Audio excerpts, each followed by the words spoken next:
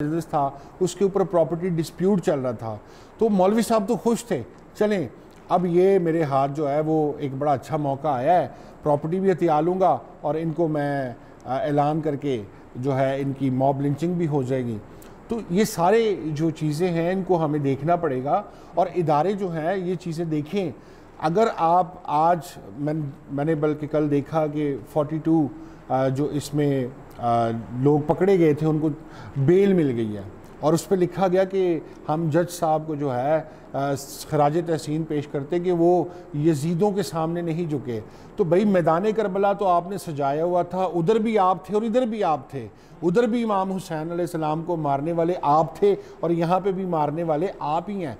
तो ये यजीद कौन है, बेसिकली ये फर्जंदे इबलीस कौन है, हमें इस पे समझने की ज़रूरत है। ये वही हैं जो एक निहत्ते को पकड़ के मारते हैं और जब इनके ऊपर थोड़ा सा दबाव आता है, मैं तो बड़ा हैरान होता हूँ, यहाँ नारे लगाते हैं मनसब्बा नबीहन फ़क़्तुलूहु। तो भाई पहले तो उसको मारें जो एक मस्जिद के अंदर एक छोटे से बच्चे का रेप करता है, पहले तो उसको मारें जो इस तरह के काम करके गरीब लोगों को जो है इस बड़े सेंसिटिव इशू का निशाना बनाता है। कत्लो गारत तो उनकी होनी चाहिए जो ये काम कर रहे हैं, जो मज़हब के नाम पे इस कत्लो गारत को, और मैं ये लफ्ज़ कहने जा रहा हूँ, पाकिस्तान में मसीहों की जो नस्ल कशी कर रहे हैं इनके ख़िलाफ़ ये कानून इम्प्लीमेंट होना चाहिए था। जो इस कानून को गलत इस्तेमाल करें उनको चौराहे पे खड़ा करके, ईरान जिस तरह हुकूमत फांसी देती है इनको भी वैसे फांसी देनी चाहिए थी। सर क्या ये लोगों को पकड़ना नहीं चाहते या पकड़ कर छोड़ देते हैं, या इदारा काम नहीं करना चाह रहा, या इसके पीछे कोई ग्रो काम करता है, कोई फंड काम करता है, कोई फाइनेंस, कोई एड? देखिए जी, मैंने पहले भी ये बात की कि कोई भी फ़र्द वाहिदी ऐसा नहीं कर सकता। हमेशा इसके पीछे कोई ना कोई तंजीम, कोई ना कोई सोच, कोई ना कोई ऐसा इदारा काम कर रहा होता है जो ऐसे लोगों को सपोर्ट करता है। और रही बात पकड़ दकड़ की, तो मैंने शुरू में कहा कि कुत्ती चौराना रली हुई है। वो इंग्लिश में एक और बात कहते हैं कि look busy and do nothing. ये पकड़ दकड़ सिर्फ इसलिए होती है कि फॉर द टाइम बिंग लोगों को जो इमोशनली है ये पता चल जाए कि हुकूमत ने बड़ा काम किया है। अब जोसेफ कॉलोनी के अंदर देखें कितने लोगों ने क्या किया, और बाद में हमारी जो मोअज़्ज़ज़ अदलिया है, मैं आपको बताता चलूँ कि मोअज़्ज़ज़ अदलिया ने कह दिया कि भी नाकाफ़ी सबूतों की बिना पे हम इन तमाम लोगों को जिनको पकड़ा गया है वो छोड़ देते हैं। भाई आप उनको तो छोड़ देते हैं, लेकिन यूहन्नाबाद के अंदर जब लोग अपना डिफेंस करते हुए, जब अपनी हिफाजत करते हुए एक दहशतगर्द को मारते हैं, तो तब आप कहते हैं नहीं, उनको तो उन्होंने आपने 6-6, 7 सजाएँ दी और वो प्रूव भी नहीं आप कर सके कि इनका कसूर था या नहीं था। यहाँ पे तो सारी चीज़ें साबित होती हैं, सामने होती हैं, वीडियो क्लिप्स बनाए जाते हैं, लाइव वीडियोस चलाई जाती हैं, लोगों को इश्तियाल दिलाया जाता है, ये कहा जाता है कि आओ काफिरों को जलाओ मारो। तब आप क्यों नहीं कुछ करते? तब वो मोअज़्ज़ज़ अदलिया कहाँ है, कहाँ है वो इदारे? ये क्यों पकड़ दकड़ का ड्रामा करते हैं और थोड़े दिन बाद आप उनको छोड़ देते हैं? जो जड़ावाला के अंदर ये वाक़या हुआ वो लोग अब कहाँ हैं? सर पाकिस्तान में देखा जा रहा है दिन ब दिन जो इंतहा पसंदी है वो शिद्दत इख्तियार करती जा रही है। चाहे वो क्रिश्चियंस का बच्चा या मिनॉरिटीज़ का बच्चा जब स्कूल लाइफ में पढ़ता है तभी से उसको एहसास दिलाना शुरू किया जाता है कि ये मुल्क तेरा नहीं है, तूने जिस नलके से पानी पिया है तू हमारे साथ बैठ नहीं सकता, तू उठ नहीं सकता। ये इंतहा पसंदी कैसे इम्प्लांट की जाती है? फिर प्रोडक्ट्स का ख़ात्मा करना, फिर ये स्पीकर जो हराम था और जो कैमरा हराम था, आज इसी पे वो उन्होंने अपना बंदा खड़ा किया होता है। तौहीन रसालत के झूठे इल्ज़ाम जब मिनॉरिटीज़ पे लगाए जाते हैं तो इसी माइक पे आके, इसी स्पीकर पे आके, इसी फेसबुक पे कैमरे पे आके तो वो हजूम इकट्ठे करता है। ये तो इनके लिए हराम थे, हलाल था या वट एवर क्या था इनके लिए, लेकिन इंतहा पसंदी क्यों शिद्दत इख्तियार कर गई इस पाकिस्तान में? देखिए जी, इंतहा पसंदी जो है ये आप एकदम से किसी की माइंड में नहीं डालते। इसको आप हमेशा, हमारे जिस तरह चर्च में टर्मिनोलॉजी यूज़ होती है संडे स्कूल, तो जिस तरह हमारा एक संडे स्कूल होता है, इनका भी एक मदरसा सिस्टम है और उस मदरसे सिस्टम में हमेशा लाखों बच्चे ट्रेंड होते हैं और उन बच्चों को एक चीज़ सिखाई जाती है कि आप जिस अल्लाह पे ईमान रखते हैं वो सिर्फ मुसलमानों से प्यार करता है, आप जिस अल्लाह पे ईमान रखते हैं वो यहूदियों और क्रिश्चियनों से नफ़रत करता है, आप जिस अल्लाह पे ईमान रखते हैं उसकी नज़र में हर वो मुसलमान इंसान है और उस इंसान को बचाना पूरी इंसानियत को बचाना है।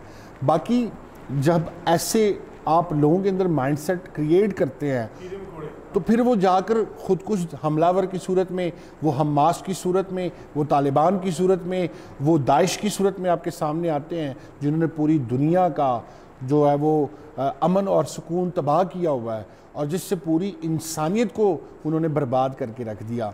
अब जिस तरह बात कर रहे हैं कि ये चीज़ों या प्रोडक्ट्स का बाइकआउट करना, तो मैं समझता हूँ कि अगर ये वाकई बाइकआउट की तरफ आ जाएं तो इनके पास बचा के सिर्फ एक चीज़ रह जाएगी और वो है लोटा, और इनके पास कुछ नहीं है। हसन निसार साहब बड़ी अच्छी बात कहते हैं कि जिस जहाज़ में बैठ के आप हज पे सवाब कमाने जाते हो, वो जहाज़ किसकी ईजाद है? जिस कैमरे के ऊपर बैठ के आप बड़ी बड़ी बड़के मारते हो और यहूदियों के ऊपर और मसीहों के ऊपर आप इल्ज़ाम लगाते हो, उनको वाजिबुल कत्ल कहते हो, ये इजादात किसकी हैं? तो मसला ये है कि अगर आज ये वाकई इजादात कर लें सिर्फ कोक और KFC और ये और वो, तो ये मेरे ख्याल से इस बाइकआउट से कभी कोई फ़र्क नहीं पड़ता। नहीं देखे ना सर, जब स्पीकर ईजाद हुआ तो मौलवियों ने यहाँ पर बैन लगा दिया, स्पीकर नहीं लगेगा। बाद में इन्होंने अपनी मसाजिद में और ये हजूम को इकट्ठा करने के लिए स्पीकर और माइक का इस्तेमाल कर रहे हैं। सर मैं क्योंकि KPK से हूँ, शुरू में तो ये कहा जाता था तस्वीर बनाना भी हराम है। आज हर मौलवी साहब के अपने टिकटॉक हैं, हर मौलवी साहब का अपना फेसबुक है। तो ये मोहम्मद शकूर ने नहीं बनाया, ये किसी जमाल खान ने नहीं बनाया, बल्कि ये किसी जूश की ईजाद है, ये किसी गोरे की ईजाद है और उन्होंने ये चीज़ें ईजाद की हैं। लेकिन अफसोस ये है कि इनका इस्तेमाल करना अब वो इन पे मुनसर है। वो माइक चाहें तो इंसानियत की फलाह बहबूद के लिए वो स्पीकर भी इस्तेमाल हो सकता है, लेकिन पाकिस्तान में स्पीकर इस्तेमाल होता है तो मेरे घरों को जलाने की खातिर, मेरे बुज़ुर्गों को कत्ल करने की खातिर और मेरी अमलाक को माले गनीमत समझकर लूटने की खातिर, लोगों को दावत देने की खातिर इस्तेमाल होता है। सर मैंने जहाँ तक देखा है आपके बिशप्स मौलवियों के साथ खड़े होते हैं पैलेस्टाइन के दुख के लिए, आपके चर्चिस के अंदर पैलेस्टाइनियों के राइट्स के लिए बात की जाती है। मुझे बताएं कौन सा ऐसा एक्सट्रीमिज्म है या सच्चा मुसलमान है जिसने अभी तक इस झूठे केसों की वजाहतें दी हैं और ये कहा है पाकिस्तानी स्टैंड विद क्रिश्चियनिटी? मैं समझता हूँ कि मैं बड़ा ये सख्त लफ्ज़ कहने जा रहा हूँ, ऐसे बिशपों और ऐसे नाम निहाद मजहबी लीडरों को डूब मरने का मकाम है उनके लिए, जो मज़हब के नाम पे पूरी कौम का सौदा करते हैं, जो खड़े होकर ये तो कहते हैं कि पाकिस्तान में मसीही महफूज हैं और ख़ुद इन्होंने अमेरिका और यूरोप के नेशनलिटीज़ दे के रखी हुई हैं, अपने बच्चे ये वहाँ पढ़ाते हैं। हमें और हमारी कौम की बेटियाँ जो यहाँ ज़िल्लत और रुसवाई से दो चार हैं, जब हमारे घरों को जो है वो जलाया जाता है, तबाह किया जाता है, इनके बाहर तो सिक्योरिटी गार्ड खड़े होते हैं। और फिर ये देखें कि इस डिप्लोमेसी से काम करते हैं, ख़ुद ही अमेरिका की नेशनलिटियाँ लेके बैठे हैं और हमें कहते हैं पाकिस्तान में रहें, पाकिस्तान बड़ा अच्छा मुल्क है। भाई अच्छा मुल्क है तो अपनी नेशनलिटियाँ कैंसिल करो, अपने घरों से गार्ड हटाओ और फिर आओ मेरे साथ बाहर खड़े हो, फिर मैं देखता हूँ कि तुम कितने अच्छे और सच्चे पाकिस्तानी हो। ये सिर्फ़ और सिर्फ हमारे लोगों का ये जो तेल पानी की बोतलों के पीछे भागते रहते हैं ना, ये उन लोगों की वजह से आज ये अमेरिका तक पहुँचे हैं। और रही बात पड़ोसियों की तरफ से, तो देखिए मैं ज़ाती तौर पे ये हमेशा समझता हूँ कि दुनिया में कोई इंटरफेथ वाली चीज़ है नहीं। अब जिस तरह कुरान पाक में लिखा है कुल अल्लाहु अहद अल्लाहु समद लम यलिद वलम यूलद वलम यकुल लहु कुफुवन अहद, उनकी नज़र में खुदा का कोई बेटा नहीं, लेकिन मैं मसीही और मेरा ईमान है कि खुदा ताला का इकलौता बेटा है, उसका नाम खुदावंद यीशु मसीह है, वो दुनिया का निजात दहिंदा है, वो फिर आएगा और उसके ऊपर ईमान रखने वाले जो हैं वो सिर्फ निजात याफ्ता हैं। तो मेरे साथ कोई मुसलमान कभी नहीं खड़ा होकर कहेगा कि आई एम सनराइज पे नारा लगाते हैं हालेलुया बोलो यीशु जिंदा हो गया, कोई नहीं बोलेगा, क्योंकि उनका ईमान नहीं है। अगर उनका ईमान उनके लिए है तो मेरे लिए मेरा ईमान है। जिस तरह उनकी किताब में लिखा है लाकुम दीनुकुम वलियुद्दीन, तुम्हारे लिए तुम्हारा दीन, मेरे लिए मेरा दीन। तो मेरा दीन यही है कि बादशाहों का बादशाह खुदावंद यीशु मसीह है और दुनिया का निजात दहिंदा वही है, और वो खुदा ताला रब्बे मुताल यहोवा पाक खुदा का इकलौता बेटा है। लेकिन सर देखें ना, किसी एक बंदे ने नहीं ऐसा कहा कि I am stand with minorities.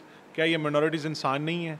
इसको नीच समझा जाता है, यहाँ तक कि मिनॉरिटीज़ को वो एक बुरा सा वर्ड भी बोला जाता है जो उसको डिफेम करने के लिए बोला जाता है।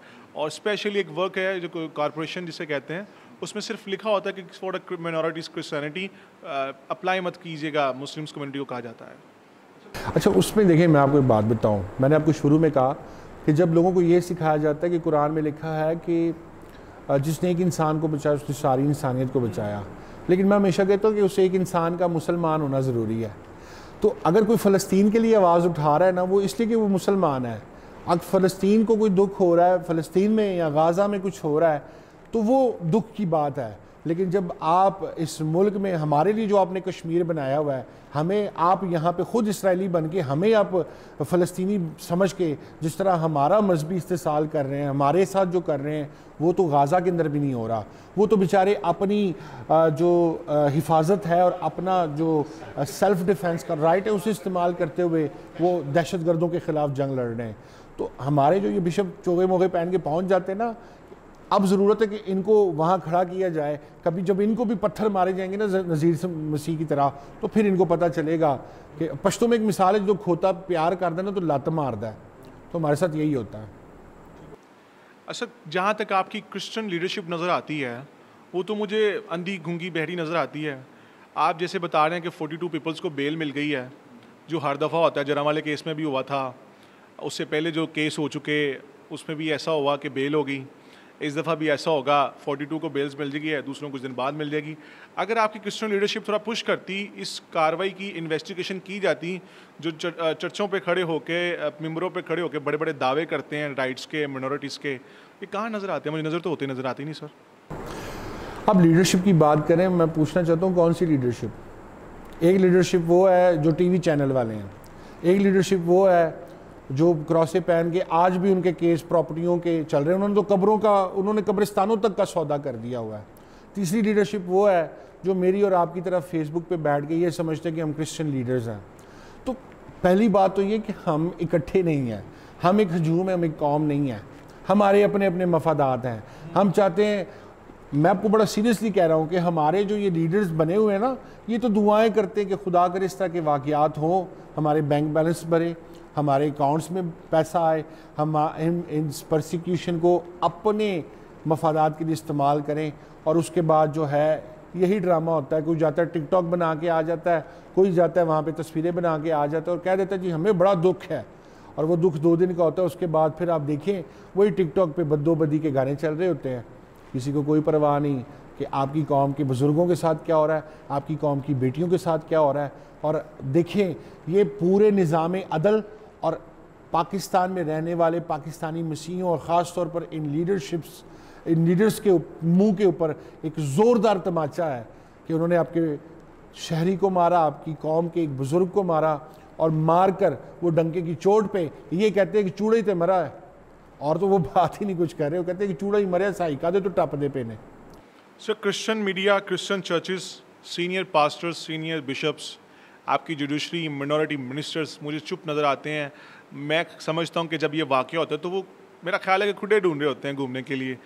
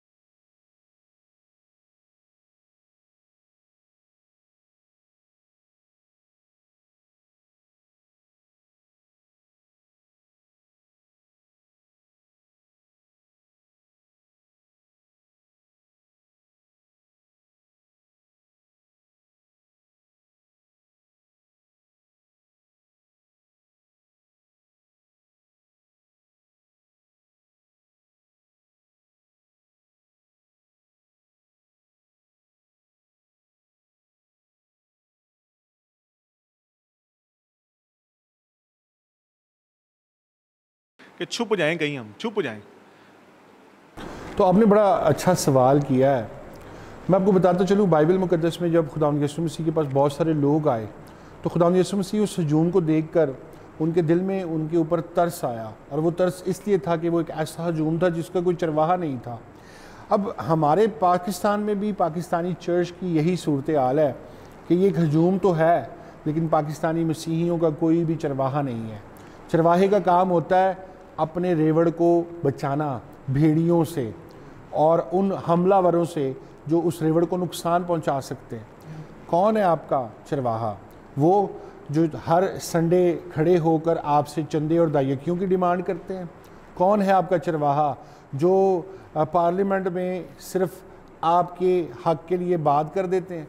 हमारी कौम इतनी सादी है कि एक शख्स खड़ा होकर सिर्फ इतना कह देता है, जी खुदावंद यीशु मसीह के नाम से शुरू करता हूँ, और हम कहते हैं वाह जी वाह, देखिए हमारा क्रिश्चियन बहन या बेटी या दोस्त वो वहाँ पे खड़ा है। लेकिन हमने कभी भी अपने फंडामेंटल राइट्स के ऊपर बात नहीं की, हमने सेंसस के ऊपर बात नहीं की, हमने एजुकेशन पे बात नहीं की, हमने 295C के मिसयूज़ के ख़िलाफ़ किसी लॉ को इंट्रोड्यूस करवाने की बात नहीं की। और कौन करेगा?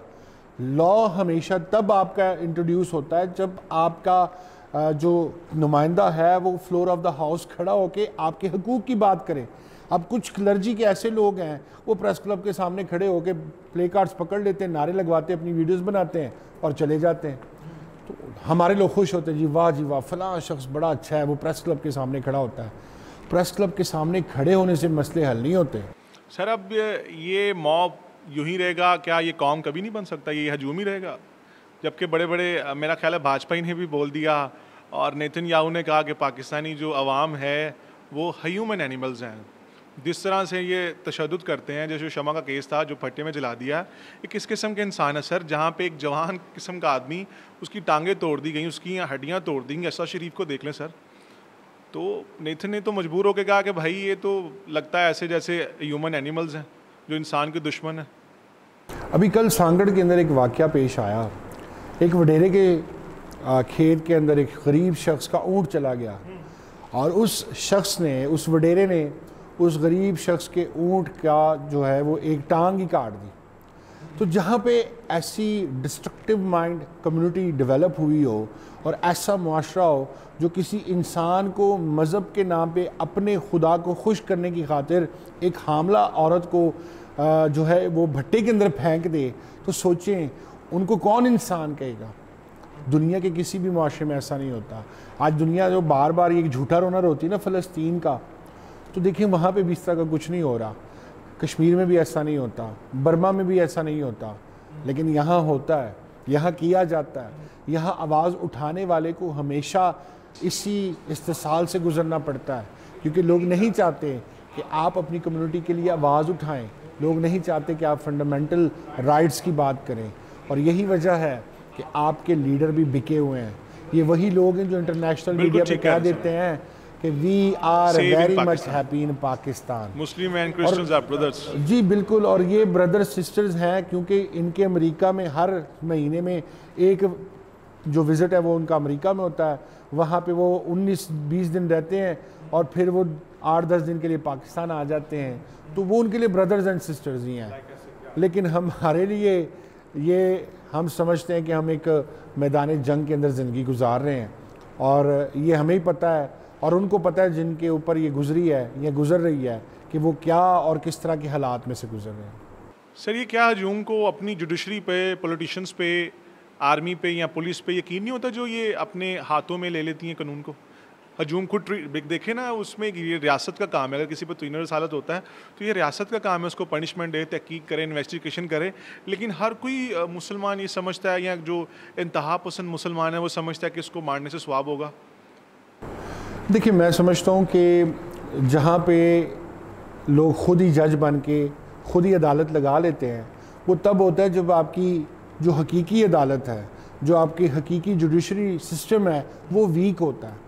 जब वो वीक होगा, जी बिल्कुल, तो फिर आपके अवाम जो है उनके अंदर कोई खौफ नहीं होता। जहाँ पे रिट ऑफ द गवर्नमेंट नहीं है, जहाँ पे रूल ऑफ लॉ नहीं है, जहाँ पे आज भी किसी करप्ट इंसान को लोग जो है जस्टिफाई करने की कोशिश करते हैं, वहाँ लोग मुर्दा ज़मीर होते हैं। और जहाँ मुर्दा ज़मीर लोग हों, वहाँ पे आप किसी भी पॉजिटिव चीज़ की एक्सपेक्टेशन नहीं कर सकते। यहाँ तो दूध में मिलावट की जाती है, यहाँ तो इंसान की ज़िंदगी बचाने वाली अद्वियात में जो है वो मिलावट की जाती है। तो जहाँ पे ऐसे लोग बसते हों, वहाँ पे आप अच्छाई की और खौफ की, बाइबल में लिखा है खुदा का खौफ हिकमत का शुरू है, और यहाँ पे तो खौफ है ही नहीं। तो मैं समझता हूँ कि हम एक ऐसे मुआशरे में रहते हैं जहाँ इंसानियत जो है वो इंसानों से इतनी दूर है जितना आसमान और ज़मीन। सर कार्ल मार्क्स ने कहा था कि किसी भी सोसाइटी या माशरे में तब तक खुशहाली नहीं आ सकती जब तक हम किसी को रंग, नस्ल, ज़ात पात या मज़हब की बेसिस पर जज करना बंद ना करें। देखिए, बाइबल मुकद्दस का तालिब इल्म होते हुए खुदावंद यीशु मसीह ने एक बड़ी प्यारी बात की। उसने कहा कि तू अपने पड़ोसी से अपनी बराबर मोहब्बत रख। अब मेरा पड़ोसी है कौन? उसमें कोई तफरी नहीं कि वो काला है, वो सफ़ेद है, वो अमरीकी है, वो फ़ारसीबान है, वो अफ़गानी है, वो मुसलमान है। मैं आज भी, मेरा दिल हर उस शख्स के लिए रोता है जो किसी मुसीबत में है, चाहे वो फ़लस्तीनी है या फिर 7 अक्टूबर में जब हमास के दहशतगर्दों ने इसराइल के ऊपर हमला किया, मैं उसको भी कंडेम करता हूँ। और मैं समझता हूँ कि जब इस तरह की इनह्यूमन एक्ट्स होते हैं उसके लिए हमारा जो दिल है वो खून के आंसू होता है। लेकिन अफसोस ये है कि हमारे साथ जो होता है उस पे लोगों के दांत निकलते हैं, वो खुशियाँ मनाते हैं। और देखिए, अब जब सलमान तासीर को जब शहीद किया गया, उसको मारने वाले शख्स को लोग चूम रहे हैं, उसके हाथ चूम रहे कि इसने बड़ा नेक काम किया। वो उसी सैलरी से जिसके उसके बीवी बच्चों का पेट पलता था, वो उस पैसे को हराम कर रहा है। वो उस ड्यूटी को जिसे उसे निभाना था उसमें उसने गद्दारी की। तो मैं समझता हूँ कि यहाँ पे हमें इन सारी चीज़ों को समझते हुए, जहाँ हम ये जानते हैं कि लोग खुद अदालत लगा लेते हैं, वहाँ हमें इस बात के लिए तैयार रहना चाहिए कि हमने अपनी हिफाजत खुद करनी है, अपने बीवी बच्चों की, अपने मालो असबाब की और अपनी। अब सर मौका ये है कि अब क्रिश्चियंस क्या करेंगे? एक तरफ तो उनका वो मॉब है जो हजूम है, जो हर तरफ 24 घंटे उनको मारने के लिए खड़ा होता है, एक तरफ बेचारी पिसा हुआ तबका मिनॉरिटी है। अब ये रुख किस तरफ जाएगा? क्या कोई नज़ीर मसीह नया इनके हत्थे चढ़ेगा, या क्रिश्चियनिटी के क्या नए चैलेंजेस या टेस्ट होंगे जिन्होंने पास करने होंगे? ये इनके लिए क्या मौक़िफ़ है? मैं आपको बताता चलूँ, बहुत जल्द फिर आप कोई ना कोई सानिया सरगोदा की तरह एक वाक़या सुनेंगे। क्यों ना क्यों होता है। फिर थोड़े दिनों में, कुछ अरसे में, कुछ महीनों के बाद फिर एक नज़ीर मसीह जो है वो उसकी कुर्बानी जो है वो उसकी बलि चढ़ाई जाएगी। और ये कत्ल गारत का निज़ाम और ये नस्ल कशी का काम जो है वो नहीं रुकने वाला। उसकी वजह ये है कि आपके इदारे नाकाम हैं, आपके इदारे मिले हुए हैं, आपके इदारे आपको इंसाफ दिलवाना नहीं चाहते, और आपकी जो नुमाइंदगी करने वाले लोग हैं वो आपके नहीं बल्कि उनके नुमाइंदे हैं जिन्होंने वहाँ उनको एक रिमोट कंट्रोल की तरह बिठाया हुआ है। सर मेरा लास्ट सवाल ये है कि अब आप मिनॉरिटी को क्या कहना चाहेंगे, जो लास्ट आपका उनके लिए मैसेज होगा मिनॉरिटीज़ के लिए? मैं नॉन मुस्लिम्स ऑफ पाकिस्तान और बिलखुसूस खुदावंद यीशु मसीह पर ईमान रखने वाले लोगों को एक बात ज़रूर कहना चाहता हूँ कि हमें किसी भी परसिक्यूशन से ना डरना चाहिए। और बाइबल मुकद्दस का तालिब इल्म होते हुए मैं आपको बताता चलूँ कि लिखा है कि कोई भी हमें मसीह की मोहब्बत से जुदा नहीं कर सकता, चाहे वो दुनिया का कोई भी कानून हो, चाहे वो कितनी भी बड़ी दाढ़ी वाला हो, चाहे वो कितना भी जोरावर क्यों ना हो, लेकिन वो मुझे मसीह की मोहब्बत से जुदा नहीं कर सकता। लेकिन यहाँ पे इसका मतलब ये नहीं है कि कोई आ रहा है और आपकी बहन बेटी की इज्जत को पामाल कर रहा है, जो आपके घर पे हमला कर रहा है और आप उसका मुंह देख रहे हैं। अपने राइट के लिए, अपने फंडामेंटल राइट्स के लिए आवाज़ बुलंद करें। अपनी हिफाजत के लिए आपको खुद तैयार होना पड़ेगा। ये जो आपको थप्पड़ खाने वाली तालीमें देते हैं ना, वो खुद कभी थप्पड़ नहीं खाते, बल्कि वो उन थप्पड़ मारने वालों के साथ खड़े होकर आपके तमाशाई बने होते हैं। तो हमें दो चीज़ें ज़रूर करनी है, हमें खुदा की कुर्बत में बढ़ना, दूसरी चीज़ ये है हमें इस मुल्क में रहते हुए अच्छी तालीम हासिल करनी है। सारे इस मुल्क से नहीं भाग सकते, जो हम बार बार कह रहे हैं ना हम भाग जाएंगे, ये चला जाएगा, वो चला जाएगा। तो अगर यहाँ पाकिस्तान में 1 करोड़ क्रिश्चियन रहते हैं तो 20 लाख चले जाएंगे, 30 लाख चले जाएंगे, 70 लाख लोगों ने यहीं रहना है। और अगर यहाँ रहना है तो उस जंगल में रहने के लिए उस कानून को आपको अपनाना पड़ेगा जिसके तहत इसमें आप सर्वाइव कर। सर अब तो क्राइस्ट भी तलवार लेके आ रहे हैं ना सेकंड कमिंग पे, तो वक्त के साथ ज़रूरतें बदलती हैं, शरीयत बदलती, कानून बदलते हैं, तो अब तो ज़रूरत बदल रही है। तो क्या हमारी या क्रिश्चियन मिनॉरिटीज़ की बच्चियों पर जब तक हाथ डाला जाएगा तो हम वेट करते रहेंगे कि वो हाथ डालें और फिर हम उसको दूसरी अपनी बच्ची का तरफ रुख करवाने दें? देखिए, मैं फिर कहूँगा कि हमने वायलेंस की तरफ नहीं जाना, लेकिन हमने अपनी हिफाजत ज़रूर करनी है। अब ये है कि अगर कोई शख्स आप किसी को जाके मार रहे हैं तो वो वायलेंस है, लेकिन अगर आप अपने आप को बचा रहे हैं तो ये सेल्फ डिफेंस है। और इसको हमें समझने की ज़रूरत है कि वायलेंस और सेल्फ डिफेंस में क्या फ़र्क है। That's it. मैं जाते हुए आप सबसे यही मैसेज देना चाहूँगा उन तहा पसंदों से जो मुझे सुन रहे हैं, वो गौर से सुनें। जब कुदरत फ़र्क नहीं करती काफर में और मुस्लिम में, जो खुदा का सूरज है वो बूढ़े के लिए भी उगता है और अच्छे के लिए भी उगता है, जो बारिश है वो अच्छे के लिए भी होती है और बूढ़े के लिए भी होती है, तो फिर हमने क्यों ज़ात पात रंग नस्ल में फ़र्क बांट रखे हैं। किंग लूथर ने कहा था जब तक हम ज़ात पात रंग नस्ल में रहेंगे तब तक हम खुशहाल माशरे की तरफ नहीं जा सकते। अगर आज इस मुल्क को तरक्की करनी है तो ज़ात पात रंग नस्ल से निकलना पड़ेगा, क्यों ना कि जब कुदरत हमें डिवाइड नहीं करती तो हमें डिवाइड होने की ज़रूरत नहीं है। इसी से सलाम पाकिस्तान, मैं आपका होस्ट महविल, फिर मुलाकात होगी। शुक्रिया, थैंक यू।